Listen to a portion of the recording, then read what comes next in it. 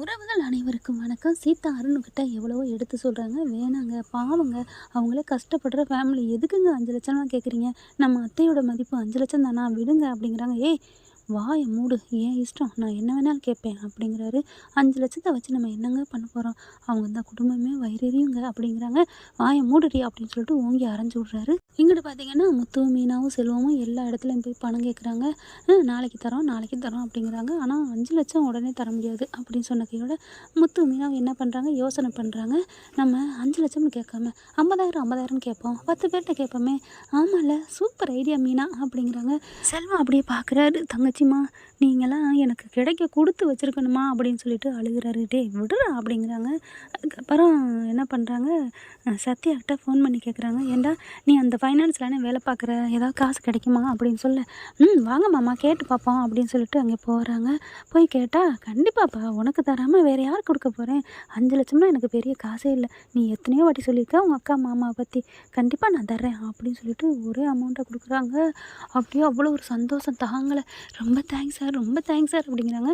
உங்களுடைய நேர்மைக்கும் நல்ல குணத்துக்கு தான் நான் இப்போ கொடுக்க போகிறேன் அப்படிங்கிறாங்க. அதுவும் இல்லாமல் சத்யாவை எனக்கு ரொம்ப பிடிச்சிருக்கு அப்படிங்கிறாங்க. எல்லாம் நல்ல ஐடியா கொடுத்துருக்காரு தெரியுமா?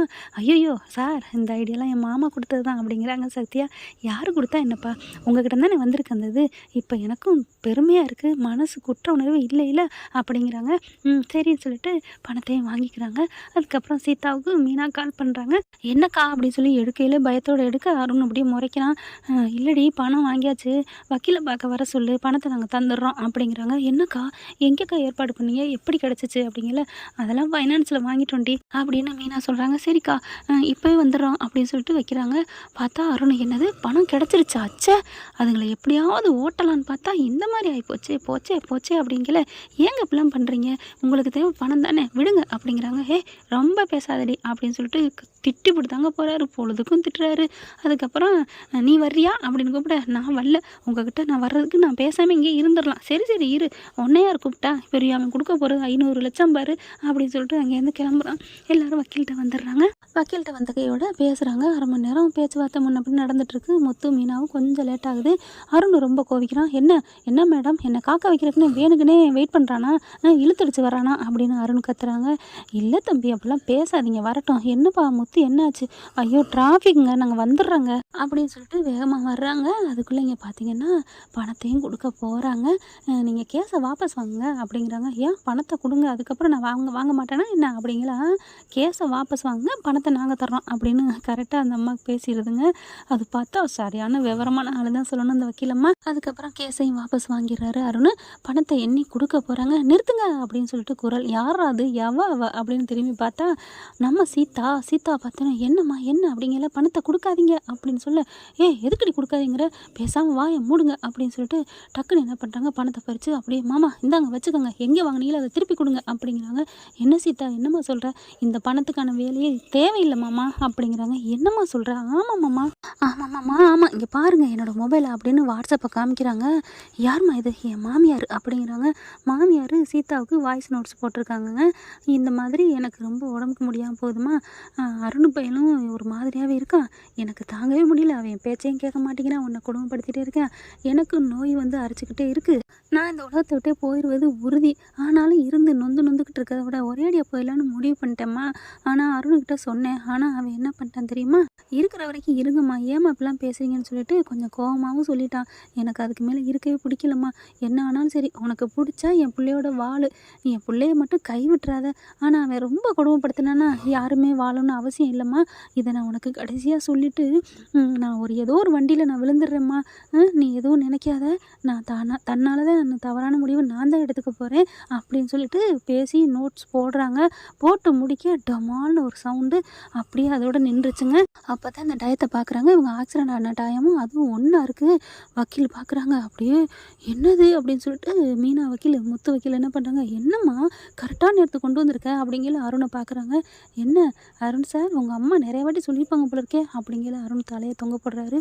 சீதா பார்க்குறாங்க. மீனாவை போய் கட்டிக்கிறாங்க. சீதா அப்படின்னு சொல்லிட்டு, செல்வம் தங்கச்சி நீ நல்லா இருக்கணுமா, அப்போ நான் கொலை பண்ணலையா, எனக்கு ஒரு எந்த இதுவுமே இல்லையா, இனிமேல் எனக்கு எந்த எதுவும் தண்டனை கிடைக்காதுல்ல, எனக்கு எந்த ஒரு ஆபத்தும் இல்லைல்ல அப்படின்னு சொல்ல, ஆமாண்ணே உங்கள் மேலே எந்த தப்பும் இல்லை, எங்கள் அத்தையாத்தான் போய் விழுந்திருக்காங்க உங்கள் காரில், அவங்களுக்கு விழுக வேண்டியதுக்கு வேறு காரே கிடைக்கலையா அப்படிங்கிற மாதிரி முத்து சொல்ல, சும்மா இருங்க அப்படின்னு மீனா திட்டுறாங்க. என்ன மீனா, நான் எதார்த்தத்தை சொன்னேன், அவங்க எங்கே விழுகணும், அவங்க உயிரோட இருக்கட்டும், நான் அதை சொல்லலை, இருந்திருக்கலாம், ஆனால் அவங்க போய் பாரு நல்ல பிள்ளைய பெற்று வச்சுருக்காங்க அப்படின்னு முத்து புலம்புறாரு. இப்போ என்ன சொல்கிறீங்க சார், கான்ஸ்டபிளே என்ன அப்படியே டிரைவர்னா மட்டம் அப்படின்னு சொல்லுவீங்களே, உங்கள் வேலையுமே உங்களுக்கு மேலே இருக்கவங்களுக்கு நீங்கள் பார்க்குற வேலை மட்டம் தானே.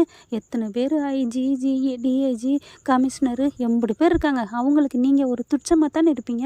அதை விட்டுட்டு எங்களை எப்போ பார்த்தாலும் ஆஃப்டர் ஆல் டிரைவர் என்னையா நினச்சிட்ருக்கீங்க. அப்படி பார்த்தா உலகத்தில் இருக்க எல்லாருமே வண்டி வச்சுருக்கவங்க எல்லாருமே டிரைவர்கள் தான் அப்படிங்கிறாங்க. பார்க்குறாங்க அப்படியே 2 வக்கீலும் என்ன சொல்கிறதுன்னு தெரியலை. உங்கள் அம்மாவா தவறான முடிவு எடுத்திருக்காங்க, இந்த மன உளைச்சலுக்கு அவங்கள ஆளாக்கியிருக்கீங்க, இதுக்கே அவங்க ஃபைன் போட்டு கேஸ் போட்டால் என்ன ஆகும் அப்படிங்கிறாங்க. மேடம் என்ன மேடம் நீங்கள் இப்படிலாம் பேசுகிறீங்க, அவங்க வேணுக்குன்னே விழுந்தாலும் இவர் விட்டு ஏற்றுவாரா, ஏன்னா என்ன ஒருத்தவங்க வேணுக்குன்னு விழுந்தால் அவங்க என்ன டக்குன்னு உடனே பிடிக்க முடியுமா, அவர் என்ன கனவை கண்டு வந்தார் விழுவாங்க நம்ம பிடிக்கணுன்ட்டு அப்படின்னு நல்லா பிடிக்கிறாங்க பாயிண்ட்டு. அருண் என்ன பண்ணுறாரு, சே கெடுத்துட்டியடி பாவி அப்படின்னு மனசில் நினச்சிட்டு சீதா ஒரு முறைக்கிறாரு. பணம் போச்சே வடை போச்சேங்கிற மாதிரி 5 லட்சம் போச்சேன்னு டக்குன்னு எந்திரிக்க அப்படி கையெழுத்து வேற போட்டார். கேஸை வேறு வாபஸ் வாங்கிட்டாங்களா, ஒன்றும் பண்ண முடியலை. சார் அப்படின்னு அருண் பின்னாடியே ஃபாலோ பண்ணிட்டு போகிறாரு அந்த வக்கீல். சார் ஃபீஸ் கொடுக்காம போகிறீங்க, எதுக்கு என் ஃபீஸ் கொடுக்கணும், என் ஃபீஸே பிடிங்கிட்டாங்க போயா அப்படிங்கிறாங்க. அப்படியே சீதா பார்க்குறாங்க. சார் உங்களுக்கு எவ்வளோ நான் தர்றேன் அப்படின்னு சொல்லிட்டு அவங்களுக்கு கொடுத்துட்றாங்க. அப்புறம் அவரும் ரொம்ப நன்றிம்மா, நீலாம் எப்படிம்மா இந்த ஆள் கூட குப்பை கொட்டுற அப்படின்னு சொல்லிட்டு அங்கேருந்து கிளம்புறாரு. அப்படியே சீதாவும் மீனாவும் கட்டிக்கிறாங்க. அப்படியே முத்துவை பார்த்து, மாமா என்னை மன்னிச்சிருங்க மாமா, விடுமா, இது என்ன பண்ணுறது, சரியான சைக்கோ கிட்ட மாட்டிக்கிட்டேன், நான் அன்றைக்கே சொன்னேன், விடு தலையெழுத்து. ஆமாம் மாமா உங்கள் பேச்சை கேட்காம நான் திருட்டுத்தனமாக கல்யாணம் பண்ணது தப்பு தான், நீ மட்டுமா பண்ண, அம்மா ஸ்தானத்தில் இருக்க என் பொண்டாட்டி தடுத்துருக்கணும், ஏங்க இப்போ அதை போய் சொல்கிறீங்க அப்படின்னு மீனா சொல்கிறாங்க. அதுக்கப்புறம் எங்கடா செல்வத்தை காணோம் அப்படின்னு பார்த்தா செல்வம் படார்னு சீதா காலில் விழுகிறாங்க. ஐயோ அண்ணே என்னண்ணே அப்படிங்கிறாங்க.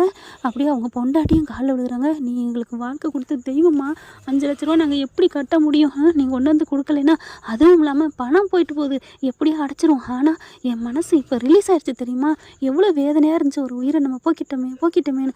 அவங்க ஆனால் நோயில் இருந்திருக்காங்க, 2வது அவங்களாத்தான் விழுந்திருக்காங்க. அப்பா எவ்வளோ பெரிய பாவத்தில் நான் நினச்சிக்கிட்டு இருந்தேன், அதுலேருந்து என்னை விளக்கிட்டோமா, நீ என் தெய்வமா, இனிமேல் எங்கள் வீட்டில் உன் போட்டோ தாமா சாமியாக கும்பிடுவோம் அப்படிங்கிறாங்க. ஐயோ அண்ணே அப்படிலாம் இல்லைண்ணே எந்திரிங்கண்ணே அப்படின்னு சொல்லிட்டு எழுப்பி விட்றாங்க. அப்புறம் கிருஷ்ணாராம் என்ன பண்ணுறாங்க, சூப்பர் நல்ல ஐடியா தான் பண்ணியிருக்கிறீங்க அப்படின்னு சொல்லிட்டு சீதாவுக்கு வாழ்த்து சொல்கிறாங்க. ஆனால் கரெக்டான நேரத்துக்கு வந்துட்டோமா, கரெக்டான நேரத்துக்கு வராட்டியும் அந்த பணத்தை கொண்டு வந்து வீட்டில் வச்சாலும் அந்த பணத்தை கொண்டு வந்து நான் கொடுத்துருப்பேன் அப்படிங்கிறாங்க. எப்படி இவ்வளோ நேரமே இந்த காலத்தில் இருக்கீங்களம்மா அப்படிங்கிறாங்க. மீனாவையும் சீதாவையும் பார்த்து முத்து என்ன பண்ணுறாங்க, அப்படி தான் என் பொண்டாட்டியும் சரி என் குழந்தையாலும் சரி, இல்லை என் தங்கச்சின்னு தான் நான் நினைப்பேன், யாருமே பொய் சொல்ல மாட்டாங்க அப்படிங்கிறாங்க. நேர்மையாக இருப்பாங்க, நல்ல மனசுக்காரவங்க அப்படின்னு சொல்லல. யாருப்பா அதை நீ சொல்கிறியா, நீ எப்பேற்பட்டவனு நேற்று தான் நான் இதில் பார்த்தேன்ப்பா செல்லில் அப்படிங்கிறாங்க. என்ன இதோ நான் எடுத்து காமிக்கிறேன் அப்படின்னு காமிச்சா அந்த வயசானவங்களுக்கு சாப்பாடு கொடுக்குறது, அவங்களுக்கு உதவி பண்ணுறது பார்த்தியா அப்படின்னு சொல்ல, ஐயோ மேடம் அது ஏதோ போகிற வாக்கில் 150க்கு வாங்கி கொடுப்பேன், என்னப்பா இதெல்லாம் யார் செய்வா, இதெல்லாம் நல்ல மனசு இருக்கவங்களுக்கு தான் செய்ய தோணும், ரோட்டு ஓரத்தில் இருக்கலாம் சீச்சி அப்படின்னு ஒரு புழு மாதிரி போவாங்க. ஆனால் நீ இப்படி இருப்பேன்னு நினைக்கவே இல்லைப்பா, நேற்று உனக்கே நான் கால் பண்ணி வாழ்த்து சொல்லலாம்னு நினச்சேன், ஆனால் சரி நைட் ஆச்சேன்னு விட்டுட்டேன், சூப்பர் முத்து அப்படின்னு சொல்லி பாராட்டுறாங்க. உண்மையிலே எங்கள் இதில் ஏதாவது பாராட்டு விழா நடத்தினா உங்களுக்கு நான் விருது கொடுப்பேன்ப்பா, சிறந்த குடிமகன்னு அப்படிங்கிறாங்க வக்கீல். இல்லை மேடம் விடுங்க மேடம் அப்படின்னு சொல்லிட்டு, என்ன கிளம்பலாமா அப்படின்னு சீதா, பார்த்து பத்திரமா இருந்துக்க, வாய் விடாத அப்படிங்கிறாங்க. சரிங்க மாமா அப்படின்ட்டு கிளம்புறாங்க. என்ன ஃப்ரெண்டு இப்படி போனால் அந்த கதையில் நல்லா இருக்குமா, பார்க்கலாம். தேங்க்யூ. இந்த வீடியோ உங்களுக்கு பிடிச்சிருந்தா தயவு செய்து லைக் பண்ணுங்க. இன்னும் அப்டேட்ஸ்க்காக சேனலை சப்ஸ்கிரைப் பண்ண மறக்காதீங்க. நம்ம கிட்ட இருக்க எல்லா சேனல்ஸோட லேட்டஸ்ட் வீடியோ அப்டேட்ஸ்க்காக மேல ரைட் சைடுல காட்டுற லிங்கை கிளிக் பண்ணி வாட்ஸ்அப் குரூப்ல ஜாயின் பண்ணுங்க. உங்களிடம் விடைபெறுவது நான் உங்கள் மெஹர்.